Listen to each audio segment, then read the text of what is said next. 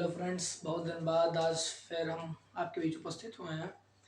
दोस्तों, मैं गांव चला गया था जिसकी वजह से मेरी जो वीडियो है जो परमानेंट अपलोड हो रही थी उसमें थोड़ी सी दिक्कतें आ गई थी। अब मैं फिर से वापस आ गया हूं और मैं आपके सामने आज एसएससी जीडी जिसका पेपर 10 जनवरी को होने वाला है, important previous year question paper लेके आया हूँ जो आप लोगों के लिए बहुत इम्पोर्टेंट, जो बहुत ज़्यादा इम्पोर्टेंट है, आप ये कह सकते हैं। ठीक है, तो welcome to my YouTube channel Tiwari study point. दोस्तों, तो आइए फिर चालू करते हैं अपने और बढ़ते हैं अपने पहले क्वेश्चन की तरफ। तो जी, आज में जो जो मैं क्वेश्चन लेके आया हूँ वो क्वेश्चन जीके और जीएस से रिलेटेड है। तो पहला क्वेश्चन है कि जो हड़प्पा सभ्यता है, आप लोग को पता होगा हड़प्पा सभ्यता किस नदी के किनारे पर स्थित है। जो हड़प्पा सभ्यता है, जो हमारी हड़प्पा सभ्यता है, वो किस नदी के किनारे स्थित है? जो रावी नदी है, उस नदी के किनारे हमारी हड़प्पा सभ्यता स्थित है। हड़प्पा सभ्यता की खोज किसने की? हड़प्पा सभ्यता की जो खोज है वो दयाराम साहनी जी ने की थी। नेक्स्ट क्वेश्चन है कि अशोक ने तृतीय बौद्ध परिषद कहाँ बुलाई थी? तो जो अशोक थे उन्होंने जो तृतीय बौद्ध परिषद जो है वो पाटलिपुत्र, कहाँ पे? पाटलिपुत्र में इन्होंने तृतीय बौद्ध परिषद बुलाई थी। ठीक है, अगला क्वेश्चन है कि कौन सा शहर चोल राजाओं की राजधानी था? चोल राजाओं के बारे में आपने चोल वंश के बारे में पढ़ा होगा। तो वहाँ पे जो चोल वंश, जो चोल राजा हुए, उन्होंने राजधानी कहाँ बनाई थी? जो तंजौर थी, उन्होंने तंजौर को अपने शहर की राजधानी बनाया था। ठीक है, चोल राजाओं की राजधानी जो शहर जो था, उन्होंने तंजौर को अपनी राजधानी बनाया था। ठीक है, नेक्स्ट क्वेश्चन है कि मादा युग्मक को क्या कहते हैं? इसमें थोड़ा सा बायोलॉजी की भी क्वेश्चन है जो प्रीवियस ईयर पेपर में आए हुए हैं, वो भी लेके आया हूँ और मैं गारंटी के साथ कह रहा हूँ कि ये क्वेश्चन पेपर आपको एग्जाम में जरूर देखने को मिलेगा। ठीक है, तो मादा युग्मक को क्या कहते हैं? तो जो मादा युग्मक होता है, ठीक है, जो मादा युग्मक होता है उसे हम क्या कहते हैं? अंडाणु कहते हैं। ठीक है, मादा युग्मक जो होता है, ठीक है, उसको हम क्या कहते हैं? अंडाणु कहते हैं।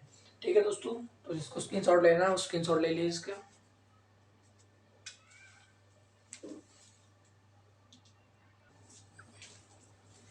तो दोस्तों, आशा करता हूँ कि आपने स्क्रीनशॉट ले लिया होगा और जिसको लिखना था कॉपी में उसको नोट कर लिया होगा। दोस्तों, अभी तक जिन्होंने मेरा चैनल सब्सक्राइब नहीं किया है, प्लीज़ मेरे चैनल को सब्सक्राइब कर दीजिए, वीडियो को लाइक कर दीजिए और बेल वाले आइकन को ऑन कर दीजिए, जिससे इस तरह की जो वीडियो मैं अपलोड करता हूँ नोटिफिकेशन सबसे पहले आपके पास पहुँचे। और दोस्तों, लाइक करने से आपको कुछ नहीं जाता है, एक लाइक तो दोस्तों बनता ही है।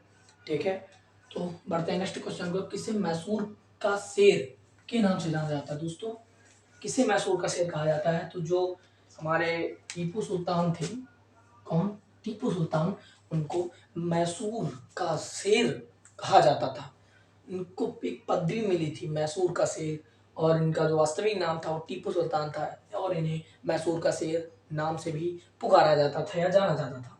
अगला क्वेश्चन है, पौधों में जल परिवहन किसके माध्यम से होता है? जो पौधे होते हैं, पेड़ पौधे होते हैं, तो जब आप उनमें जल डालते हैं, पानी डालते हैं, तो उनकी जड़ों के द्वारा जो जल होता है वो पत्तियों तक कैसे पहुंचता है? तो जल का परिवहन कैसे होता है? तो इन जो पौधे होते हैं उसमें जो जल का परिवहन होता है वो जाइलम के द्वारा होता है। किसके द्वारा होता है?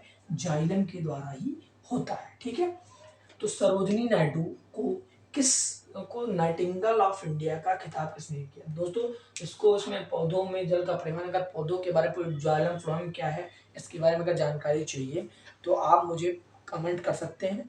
मैं इसकी फुल वीडियो जाइलम फ्लोएम क्या होता है इसकी वीडियो को अपलोड कर दूंगा। अगला क्वेश्चन है कि सरोजिनी नायडू को नाइटिंगेल ऑफ इंडिया का खिताब किसने दिया? ठीक है, तो जो सरोजिनी नायडू हैं इनको कौन सा खिताब मिला? आप ये भी याद रखते हैं, तो सरोजिनी नायडू को नाइटिंगेल ऑफ इंडिया का खिताब मिला है और इस खिताब जो है उनको महात्मा गांधी जी ने दिया। हमारे बापू जी ने, महात्मा गांधी जी ने इनको नाइटिंगेल ऑफ इंडिया का खिताब दिया था। अगला क्वेश्चन है कि पन्नालाल घोष कौन सा वाद्य यंत्र बजाते थे? पन्नालाल घोष, तो पन्नालाल जो घोष थे वो किस वाद्य यंत्र बजाने के लिए प्रसिद्ध थे? तो वो जो बांसुरी बजाते थे। ठीक है, जो पन्नालाल घोष हैं वो वाद्य यंत्र, जो बांसुरी इनका वाद्य यंत्र था, वो बांसुरी वादक कहलाते थे। तो मैसूर का शेर के नाम से किसे जाना जाता है? जो मैसूर का शेर है उसे टीपू सुल्तान के नाम से भी जाना जाता है। या तो टीपू सुल्तान उन्हें आप कह सकते हैं, या तो आप उन्हें मैसूर का शेर भी कह सकते हैं। पौधों में जल परिवहन किसके माध्यम से होता है? जो पौधे होते हैं उसमें जो जल परिवहन होता है वो जाइलम के माध्यम से होता है। सरोजिनी नायडू को नाइटिंगेल ऑफ इंडिया खिताब किसने दिया? तो सरोजिनी नायडू जी हैं, इनको नाइटिंगेल का खिताब महात्मा गांधी जी ने दिया था। ठीक है, पन्नालाल घोष को कौन वाद्य यंत्र बजाते हैं? तो पन्नालाल घोष जी हैं, वो बांसुरी वादक हैं। इसको स्क्रीनशॉट लेना है, स्क्रीनशॉट ले लीजिए। और मोस्ट इंपॉर्टेंट क्वेश्चन है दोस्तों, वीडियो बिल्कुल बिल्कुल भी स्किप मत कीजिएगा, क्योंकि मैं यहाँ पे 20 क्वेश्चन ऐसे लेके आया हूँ, 20 या 20 से कम भी ला सकता हूँ। तो जो इंपॉर्टेंट क्वेश्चन मैं वो लेके आया हूँ। और ये मैं आपको बता दूं कि ये वीडियो आपको इस वीडियो के बाद आपको कोई इंपॉर्टेंट वीडियो जो मैं बताऊंगा जो सीरीज में चल रही है, उस वीडियो में आपको अलग कोई वीडियो नहीं देखने की जरूरत नहीं पड़ेगी। ठीक है, जिसको लिखना है आप उसको लिख लीजिए, जिसको स्क्रीनशॉट लेना है वो स्क्रीनशॉट ले सकता है।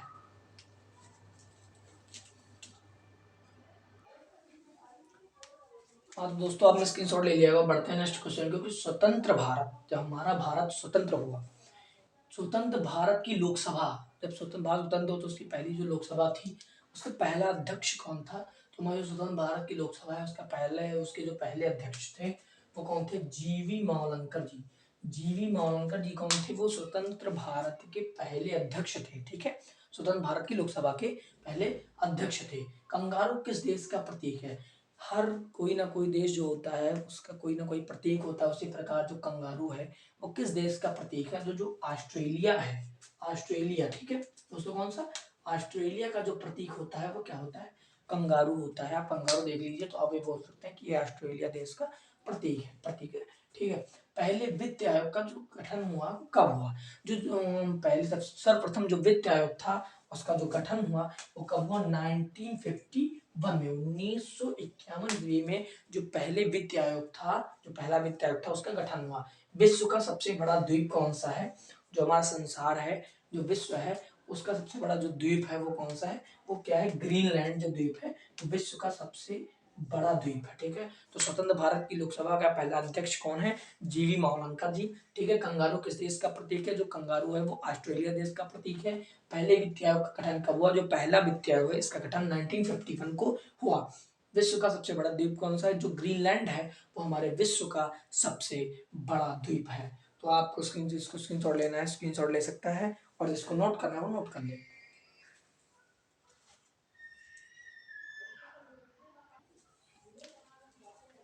हाँ तो दोस्तों आपने स्क्रीनशॉट ले लेगा। बढ़ते हैं नेक्स्ट क्वेश्चन में। 30 नंबर क्वेश्चन है कि कार्डेमम की पहाड़ियां कहाँ स्थित? बहुत इंपॉर्टेंट क्वेश्चन है, कई बार एग्जाम में आ चुका है। ठीक है, जो कार्डेमम की पहाड़ियां हैं वो हमारी कहाँ पे स्थित है? तो कार्डेमम की पहाड़ियां जो केरल में स्थित है। कार्डेमम, तो कार, केरल। ठीक है, तो आगे से याद रहता है कार और केरल। ठीक है, तो कार्डेमम की पहाड़ियां कहाँ पर स्थित है? केरल में स्थित है। भारत की सबसे लंबी झील कौन सी है? जो भारत है, अपना भारत है, इसकी सबसे जो लंबी झील है वो कौन सी झील है? वेम्बनाड झील जो है वो भारत की सबसे लंबी झील है। मत देने का अधिकार, ठीक है, वोट डालने का, ये मत मतलब क्या होता है? वोट डालना। उसका अधिकार क्या है? जो एसएससीजीडी है वो कानूनी अधिकार मानता है। ठीक है, इसका आंसर क्या मानता है? कानूनी अधिकार। तो मत देने का जो अधिकार होता है वो जीडी, एसएससीजीडी जो कानूनी अधिकार मानता है। ठीक है, राष्ट्रीय रासायनिक प्रयोगशाला कहाँ पर स्थित है? जो राष्ट्रीय रासायनिक जो प्रयोगशाला है वो हमारी कहाँ पे? पुणे में स्थित है। ठीक है, राष्ट्रीय रासायनिक प्रयोगशाला कहाँ पे? पुणे में स्थित है। जीके जीएस के इंपॉर्टेंट क्वेश्चन याद रखिएगा दोस्तों, बिल्कुल भी वीडियो स्किप मत करिएगा। कार्डेमम की पहाड़ियां कहाँ पर स्थित है? केरल में स्थित है। भारत की सबसे लंबी झील कौन सी? जो भारत है उसकी सबसे लंबी झील है वेम्बनाड झील। मत देने का अधिकार एसएससीजीडी कानूनी अधिकार मानता है। और राष्ट्रीय रासायनिक प्रयोगशाला कहाँ पर स्थित है? जो हमारी राष्ट्रीय रासायनिक प्रयोगशाला है वो पुणे में स्थित है। ठीक है दोस्तों, इसको स्क्रीनशॉट लेना है, स्क्रीनशॉट ले ले।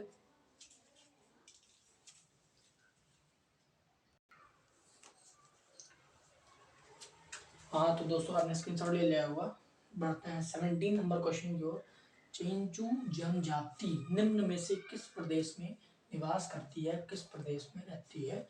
तो जो हमारा आंध्र प्रदेश है, आंध्र प्रदेश में चेंचू जनजाति निवास करती है। जिसको इस तरह की हिंदी की भी वीडियो चाहिए आप मुझे कमेंट कर सकते हैं। ठीक है, मैं हिंदी भी लेके आऊंगा आपके सामने। ठीक है, अगला क्वेश्चन है कि डेथ वैली किस देश में स्थित है? तो जो डेथ वैली है वो क्या है? अमेरिका में स्थित है। ठीक है, डेथ वैली कहाँ पे है? अमेरिका में स्थित है। अवध सारणी, ठीक है, आपने पढ़ा होगा केमिस्ट्री में, 12th में मैंने भी पढ़ा था कि अवध सारणी में अष्टक का नियम किसने दिया? तो जो आवर्त सारणी है, कई लोग इसको मिडल लीफ लगा के आते हैं, लेकिन जो आवर्त सारणी में अष्टक का जो नियम दिया वो किसने थे? न्यूलैंड ने। ठीक है, आपने 12th केमिस्ट्री में पढ़ा होगा कि न्यूलैंड का अष्टक नियम यानी आवर्त सारणी में अष्टक का नियम किसने दिया था? न्यूलैंड दादा ने आवर्त सारणी में अष्टक का नियम दिया था।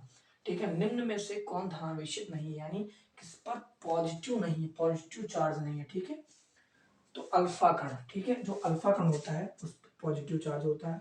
ठीक है, ठीक है, प्रोटॉन पे भी पॉजिटिव होता है, आपको पता ही है। मैं जिसको ये वीडियो देखनी है इलेक्ट्रॉन प्रोटॉन न्यूट्रॉन, मैंने सेपरेट वीडियो बना लिया है, आप मेरे प्लेलिस्ट पे जाइए, वहां पे आपको इस तरह हीलियम इलेक्ट्रॉन प्रोटॉन इन सभी की कौन पॉजिटिव होता है कौन नेगेटिव होता है पूरा मैं समझा चुका हूँ। तो जिसको भी देखना है वो वीडियो वो नीचे जाके मेरी प्लेलिस्ट में जाके देख सकता है।